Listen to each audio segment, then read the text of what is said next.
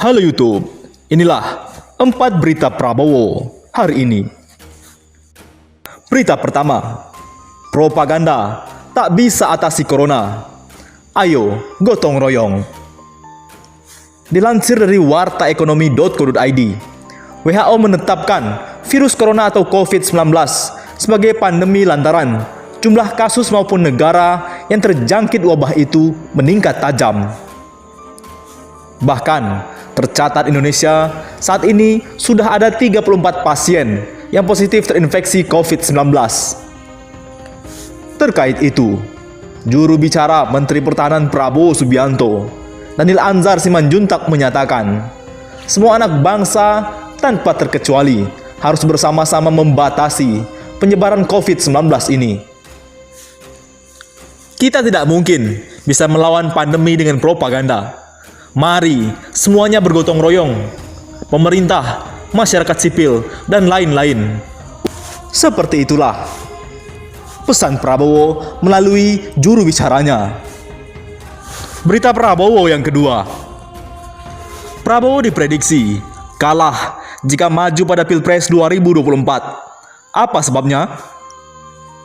Dilansir dari Kompas.com, Ketua Umum Partai Gerindra Prabowo Subianto diprediksi akan mengalami kekalahan apabila kembali maju dalam bursa pemilihan presiden 2024. Hal itu terlihat dalam survei yang digelar oleh Indonesian Political Opinion atau IPO sejak 2019 sampai 2020. Bahkan di awal 100 hari pemerintahan Jokowi Ma'ruf Amin, trennya adalah menurun. Jadi, ini kalau dilanjutkan, maka lebih besar potensinya untuk kalah dibanding menang, ujar Direktur Eksekutif IPO, Deddy Kurniansyah, di kawasan Wahid Hasyim, Jakarta Pusat, Jumat ini. IPO mencatat, sebesar 64,5% dari total 1.600 responden meyakini Prabowo akan kalah, sedangkan peluang kemenangannya hanya sebesar 16,4%. Adapun responden yang ragu-ragu atas kemenangan Prabowo sebesar 9,2% dan tergantung pasangan sebesar 9,9%. Dalam survei tersebut, Prabowo masuk dalam deretan klaster tokoh lama bersama Menko Polhukam Mahfud MD dan politisi PKS Hidayat Nur Wahid. Kemudian disusul Ketua Umum PKB Muhaimin Iskandar, politisi PAN Hatta Rajasa, Menteri Keuangan Sri Mulyani, dan Ketua MPR Bambang Susatyo. Uniknya, kendati diprediksi akan mengalami kekalahan, Prabowo justru meraup popularitas tertinggi di deretan tokoh lama. Menteri Pertahanan itu meraih kepopuleran sebesar 92,6%, sedangkan Bambang Susatyo menjadi tokoh lama paling rendah popularitasnya sebesar 21,0% saja. Deddy mengatakan, faktor kekalahan Prabowo terjadi karena tingkat keterpilihan pada Pilpres 2024 lebih condong mengarah kepada tokoh-tokoh baru. Tokoh baru itu antara lain mantan Wakil Gubernur DKI Jakarta Sandiaga Uno, Gubernur DKI Jakarta Anies Baswedan, politisi Partai Demokrat Agus Harimurti Yudhoyono, dan Mendagri Tito Karnavian. Lalu Gubernur Jawa Barat Ridwan Kamil, Gubernur Jawa Tengah Ganjar Pranowo. Dengan begitu, kata Deddy, kondisi tersebut memungkinkan menjadi titik akhir perjalanan politik elektoral Prabowo. Jika mendapat pasangan politik dari parpol terkuat sekalipun, Prabowo tetap akan lebih berpeluang kalah dibanding menang, kata dia. Survei nasional ini dilakukan sejak 10 Januari 2020 hingga 31 Januari 2020. Dengan total 1.600 responden yang dipilih secara proportif sampling. Adapun penyebaran responden terdapat di 27 provinsi dengan tingkat kepercayaan sebesar 97% dan margin error 4,5%. Selanjutnya, berita Prabowo yang ketiga. Prabowo berpotensi kalah. Tito Karnavian jadi kuda hitam di Pilpres 2024. Dilansir dari JawaPost.com, Menteri Pertahanan yang juga Ketua Umum Partai Gerindra Prabowo Subianto diprediksi akan berat menghadapi pemilihan presiden Pilpres 2024. Bahkan, Prabowo berpotensi akan kalah pada pesta demokrasi 5 tahunan itu.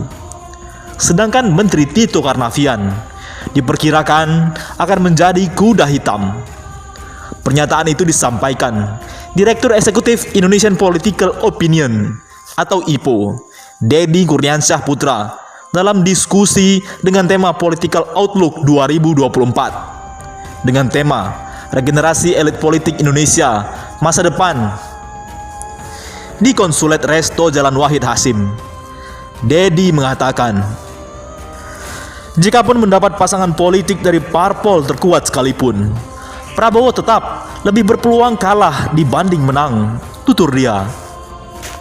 Terkait dengan elektabilitas tokoh yang potensial pada Pilpres mendatang, nama Tito Karnavian berada di paling atas dengan angka elektabilitas 9,7% dan popularitas 89%. Deddy mengatakan, Tito Karnavian merupakan tokoh yang menarik perhatian dan berpotensi menjadi kuda hitam. Menurutnya, saat pertama kali diangkat menjadi menteri, Tito termasuk yang tidak cukup dipercaya publik. Tapi, setelah 100 hari kerja, posisinya melejit ke 4 besar, bahkan melampaui Prabowo yang berada di posisi kelima dalam 100 hari evaluasi kinerja. Tito mengejutkan dengan angka kepercayaan meningkat drastis, ucap Deddy. Wakil Ketua Umum DPP Partai Gerindra, Arief Puyono mengatakan, dirinya masih yakin Prabowo mempunyai kans untuk menang pada Pilpres mendatang kalau melawan tokoh-tokoh yang ada sekarang. Terang dia yang juga jadi pembicara pada diskusi tersebut. Kecuali, lanjut Arief, muncul tokoh yang merupakan satrio piningit, tokoh yang muncul dari bawah dan dekat dengan rakyat. Memang sudah lama berbaur dengan masyarakat bawah, namun tidak tahu siapa yang nantinya muncul menjadi satrio piningit. Sementara itu, Ketua DPP PKS Mardani Alisera mengatakan, Pilpres 2024 merupakan eranya anak muda. Sebab diperkirakan ada 40% pemilih muda yang berusia mulai 17 hingga 40 tahun. Jadi kesimpulan saya, tetap dari anak muda, tuturnya. Di sisi lain, berita keempat, Prabowo capres terkuat di survei Cyrus. Gerindra, kerja Menhan diapresiasi. Bikin bingung, beda survei, beda hasilnya. Partai Gerindra mengapresiasi hasil survei Cyrus Network yang menempatkan Prabowo sebagai capres terkuat pada 2024. Namun Gerindra menegaskan belum ada pembicaraan di kalangan internal partai untuk kontestasi pada Pilpres 2024. Jadi, semuanya ya kita lihat apresiasi masyarakat terhadap Pak Prabowo cukup tinggi. Cuma kami dari Partai Gerindra tentu tidak ingin terlalu prematur berspekulasi soal apa yang terjadi di tahun 2024, kata juru bicara Partai Gerindra, Habibur Rahman di Hotel Morrissey, Jalan Wahid Hasim, Jakarta Pusat. Tingginya angka elektabilitas untuk Prabowo ini dinilai sebagai imbas dari keputusan politik tepat yang diambil Gerindra dengan bergabung ke pemerintahan. Selain itu, hasil survei ini menurut Habibur Rahman sebagai bentuk apresiasi publik terhadap kinerja Prabowo sebagai Menteri Pertahanan atau Menhan. Tingginya angka Pak Prabowo ini mencerminkan apresiasi publik terhadap kinerja beliau di Kemenhan. Walaupun soal Kemenhan kita tidak mungkin bicara soal angka-angka kesejahteraan secara langsung ya. Artinya publik ingin melihat begitu aktifnya Pak Prabowo sejak dilantik. Kemudian pekan-pekan pertama langsung all out. Banyak kunjungan ke luar negeri, ujar Habibur Rahman. Sempat dipersoalkan, tapi ternyata mampu secara argumentatif dijelaskan bahwa kunjungan-kunjungan tersebut justru menjalankan fungsi diplomasi pertahanan, imbuhnya. Sementara itu, Waketum Golkar yang juga Ketua MPR Bambang Susatyo atau Bamsud tak terkejut dengan hasil survei yang mengunggulkan Prabowo untuk Pilpres 2024. Bamsud menilai elektabilitas Prabowo tinggi karena Ketum Gerindra itu punya pemilih yang loyal. Menurut saya, ini menunjukkan bahwa Pak Prabowo memiliki pemilih yang loyal.